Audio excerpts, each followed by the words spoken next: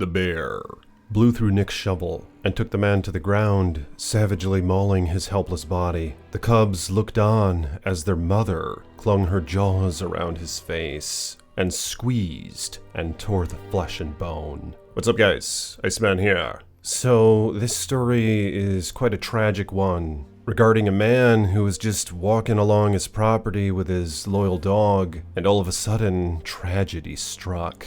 The end result that this guy had to deal with is a bit unsettling, so I warn you. And make sure you watch it to the end of the video so you can see what I'm talking about. But before I get into it, I'd like to thank you all for all your support on this channel. And if you will, like this video, subscribe to the page, and pull that bell so you're notified next time I post a video. And if you want to support me further, you can become a channel member or a patron. Links in the description below. In June 2013, Nick Patrick carried an irrigation shovel while walking his dog on his Wyoming ranch to water the meadows. Unexpectedly, he was suddenly thrust into a terrifying situation. Responding to his dog's barking, Patrick hurried toward what he thought was a confrontation between his dog and a raccoon, which was an often occurrence. To his shock, he turned a hill to face a female grizzly bear and her two cubs. Within seconds, the bear attacked Patrick. Despite swinging his shovel at the bear, his attempt to defend himself was largely ineffective. The bear inflicted severe injuries by tearing off a significant portion of the right side of his face, including his entire nose. Its yellow, bacteria-ridden fangs sunk into his eye socket and pulled as Nick's face and nostrils took on the aroma of dead fish and death itself. Dragged briefly by the bear, Patrick lay still, hoping to survive the bear's aggressive protection of her cubs. The bear tore into him, ragdolling his body, but fortunately, he ended up on his stomach, and the bear let him go, looking around for additional threats, and then cautiously leaving. Despite all the injuries Patrick took, he attempted to call for help using his cell phone, only to realize he had no signal, and his situation worsened as he heard the bear returning. He saw the hulking beast emerge over the hillside once again, its eyes glowing red back at the man, with steam emitting from its mouth. It lunged at him, and he attempted to cover his face, but the bear broke away his arms and once again wrapped her jaws around his head. It viciously mauled him before leaving with her cubs, leaving his body desolate and alone. Despite the ordeal, Patrick managed to walk back to his home near Cody, approximately a quarter-mile away, where he embarked on an incredible journey of recovery. In a recent phone interview, he expressed deep gratitude to Dr. Frederick Delanianis, a surgeon at the University of Colorado Hospital and Children's Hospital, Colorado, who conducted a series of intricate facial reconstructive surgeries that concluded successfully in February. Patrick holds no resentment toward the bear, even believing that she continues to inhabit the area where the attack occurred. At the moment he unexpectedly encountered the female bear, Patrick recalls feeling disappointment in himself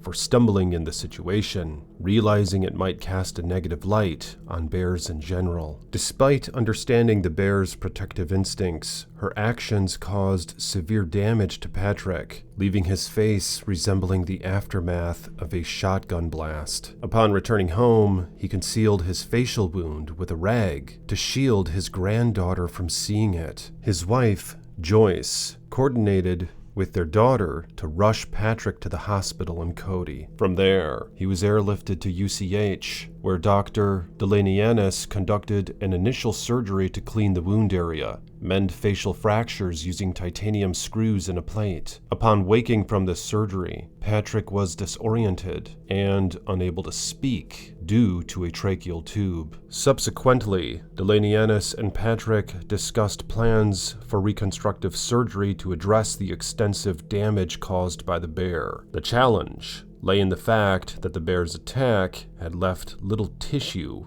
for Delanianis to work with, having removed Patrick's nose and cheek entirely. So the solution deemed was to seek alternative tissue sources in order to aim to rebuild using tissue sourced from other body parts. A week after the initial surgery, Delanianis embarked on a second procedure using a guide drawn on Patrick's back, delineating the blood supply. He harvested a complex tissue flap comprising of skin, fat, veins, and arteries from around Patrick's shoulder blade. This scapular flap, likened to living clay, became the foundation for reconstructing the right side of Patrick's damaged face. Through extensive microvascular surgery, Delanianis meticulously connected this flap's tissue to the blood supply in Patrick's compromised right cheek. To address the absence of a nose, Patrick and Delanianis opted for a prosthetic, secured with screws and magnets embedded in his upper jaw. The initial transfer of scapular tissue in June of 2013 laid the groundwork for an additional 8 sessions lasting 1 to 2 hours each. These subsequent surgeries aimed to refine and shape the cheek tissue, striving to restore Patrick's natural appearance as closely as possible. Concurrently, the surgeries gradually improved the nasal airway, accommodating the prosthetic nose. Patrick mentioned a slight decrease in breathing capacity post-attack, yet it wasn't debilitating. A prominent scar running from the inside of his right eye to the corner of his mouth on that side serves as a reminder of the attack. However, it also signifies Patrick's unwavering resolve to conquer a severe injury. Around the 5th surgery, I joked with Dr. D that we've spent a ton of time together, Patrick shared.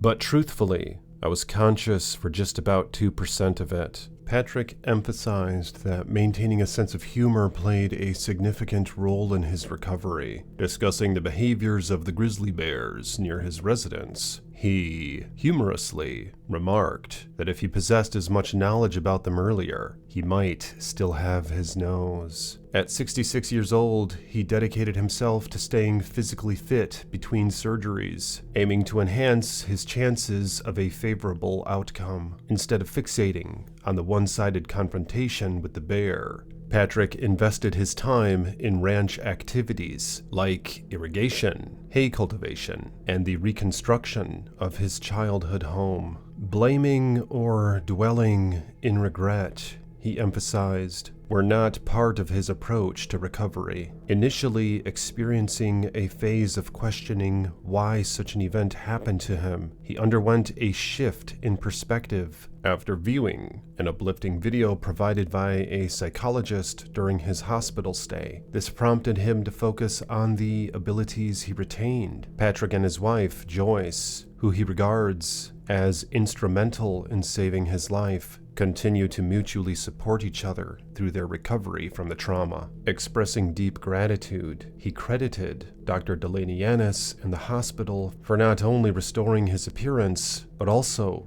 for facilitating his recovery. He considered himself incredibly fortunate to have received care from Dr. Delanianis, acknowledging the exceptional work done. Patrick affirmed his confidence in resuming the activities he enjoyed before the incident, expressing, "I can do anything I did before." Jeez, what do you guys think about that bear attack? I know this video style was a bit different from what I normally do, but this guy was really put through the ringer, so I wanted to showcase what he went through and really what seems to be a successful recovery that he had. I'm curious if any of you have had injuries or setbacks in life that really caused you to think and put things into perspective. I myself tend to deal a lot with regretting the past if I hurt myself on accident or something like that. And it's amazing the sort of mental fortitude that Mr. Patrick here possessed, in that going through such a horrific thing, he can still somehow come out the other side